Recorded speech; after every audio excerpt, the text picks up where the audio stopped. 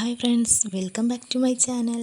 അങ്ങനെ നമ്മുടെ അലീനയും വല്യപ്പച്ചനും കൂടി സംസാരിച്ചിരിക്കുകയായിരുന്നു സ്റ്റാലിൻ ജോസഫിൻ്റെ മദ്യപാനത്തെക്കുറിച്ച്. അലീന വല്യപ്പച്ചനോട് പറഞ്ഞ സ്റ്റാലിൻ ജോസഫിൻ്റെ മദ്യപാനം ഇല്ലാണ്ടാക്കാൻ വേണ്ടി മാക്സിമം ശ്രമിക്കുന്നുണ്ട്. അപ്പോൾ തിരിച്ച് നമ്മുടെ വല്യപ്പച്ചൻ എന്താണെന്ന് പറഞ്ഞത്, ഞാനിന്നൊരു പെഗ്ഗേ അടിച്ചിട്ടുള്ളൂ, ഇതാണ് നമ്മുടെ വല്യപ്പച്ചൻ പറഞ്ഞത്. പക്ഷേ നമ്മുടെ അലീന വല്യപ്പച്ചനോടെല്ലാം പറഞ്ഞ് മനസ്സിലാക്കുന്നുണ്ട്.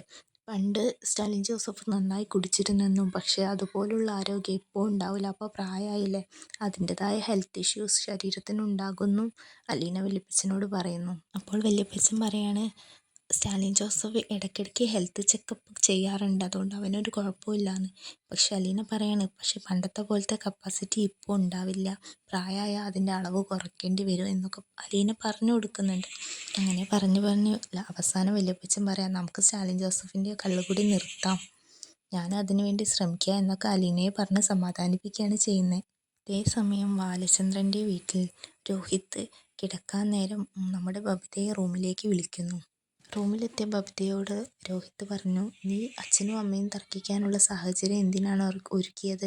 അച്ഛൻ പറഞ്ഞിട്ടില്ലേ അമ്മ എന്ത് പറഞ്ഞാലും അത് മൈൻഡ് ചെയ്യേണ്ട, ഒറ്റയാൾ പട്ടാളം താനെ അടങ്ങിക്കോളുന്നു, അച്ഛൻ പറഞ്ഞതല്ലേ എന്ന് ബബിതയോട് രോഹിത് ചോദിച്ചു. അപ്പോൾ ബബിത പറയാണ്, അമ്മ എന്ത് പറഞ്ഞാലും അത് കേട്ട് നിൽക്കാനൊന്നും പറ്റുന്നില്ല, അത്രയ്ക്ക് അമ്മ പറയുന്നുണ്ട്, എപ്പോഴും അമ്മ ഇങ്ങനെ തന്നെയാണെന്നൊക്കെ ബബിത പറയുന്നുണ്ട്. അമ്മ വെറുതെ ഓരോന്ന് പറഞ്ഞു വന്നിട്ടാണ് അച്ഛൻ്റെ വായിലിരിക്കുന്നത് കേൾക്കേണ്ടതെന്നും ബബിത പറയുന്നു. അപ്പോൾ രോഹിത് പറയാണ്, അലീന ചേച്ചി പറഞ്ഞത് ഓർമ്മയില്ലേ, നല്ല സഹിച്ചും ക്ഷമിച്ചും നിൽക്കണമെന്ന്, നമുക്കതുപോലെ ചെയ്യാം എന്നൊക്കെ രോഹിത് ബബിതയോട് പറയാണ്.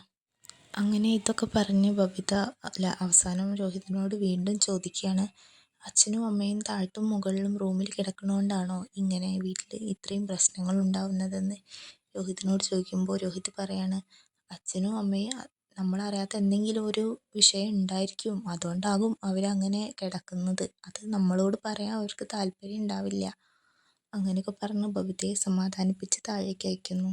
അങ്ങനെ എല്ലാവരും കിടന്ന ടൈം ആയതുകൊണ്ട് ലൈറ്റൊക്കെ ഓഫായിരുന്നു.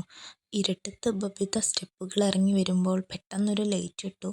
വൈജയന്തി ദേഷ്യത്തോടെ ബബിതയെ നോക്കി നിൽക്കുകയായിരുന്നു അവിടെ. നീ എവിടെയായിരുന്നു? എല്ലാവരും കിടന്ന നേരത്ത് നിനക്കെന്താ മുകളിൽ പണി എന്ന് ബബിതയോട് വൈജയന്തി ചോദിച്ചു. ബബിത ഇരുട്ടത്ത് പെട്ടെന്ന് അമ്മയെ കണ്ടപ്പോൾ പേടിച്ചു പോയി. അമ്മയ്ക്ക് വേറെ പണിയൊന്നുമില്ലേ, എല്ലാവരും എന്താ ചെയ്യണമെന്ന് നോക്കി നടക്കുകയാണോ അമ്മയുടെ പണി? ബബിത ചോദിച്ചു.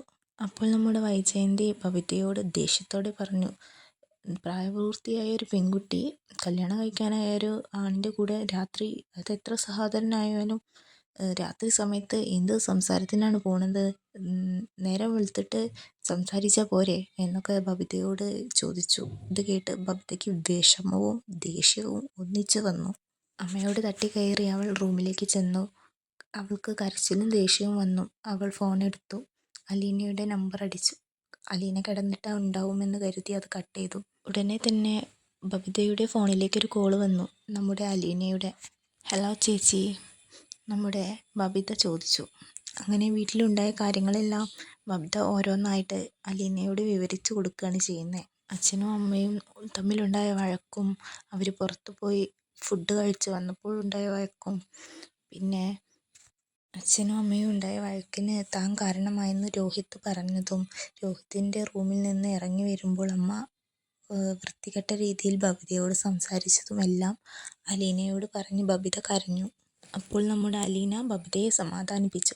തെറ്റ് കണ്ട ചൂണ്ടിക്കാട്ടണം, നല്ലതിൻ്റെ പക്ഷത്ത് നിൽക്കണം, കുഴപ്പമില്ല, സാരമില്ല, ഞാനുണ്ട് ഇവിടെ, നീ സമാധാനമായിട്ട് ഇരിക്കുക എന്നൊക്കെ ബബിതയോട് പറഞ്ഞു അലീന. ഇതിനിടയ്ക്ക് ബബിത അലീനയുടെ അഡ്രസ്സ് ചോദിക്കുന്നുണ്ട്, അലീന ചേച്ചിയെ കാണാൻ വരാൻ വേണ്ടിയിട്ട്. അത് ബാലചന്ദ്രനോട് അച്ഛനോട് ചോദിക്കാൻ പറഞ്ഞു അലീന. ബബിതയുടെ വിഷമം കേട്ടപ്പോൾ അലീന പറഞ്ഞു, നീ ഒന്ന് വിളിച്ച ഒരു വിളിപ്പാടകലെ ഞാനില്ലേ, നിന്നെ ഞാൻ കാണാൻ വരുന്നുണ്ട്, സ്കൂളിലോ കോളേജിലോ റൂട്ടിലോ എവിടെ വെച്ചെങ്കിലും നമുക്ക് കാണാം, പക്ഷേ വീട്ടിലേക്ക് താൻ വരില്ലെന്നും അലീന പറഞ്ഞു. അങ്ങനെ ദുഃഖത്തോടെ ബബിത പറഞ്ഞു, എനിക്ക് എവിടേക്കെങ്കിലും ഇറങ്ങി പോകാൻ തോന്നുക, ഈ വീട്ടിൽ നിൽക്കാനേ തോന്നുന്നില്ല. അലീന പറഞ്ഞു, സാരമില്ല, നീ ഇപ്പോൾ കിടന്നോ. അങ്ങനെ ചേച്ചി പറഞ്ഞത് കേട്ട് ബബിത കിടന്നു.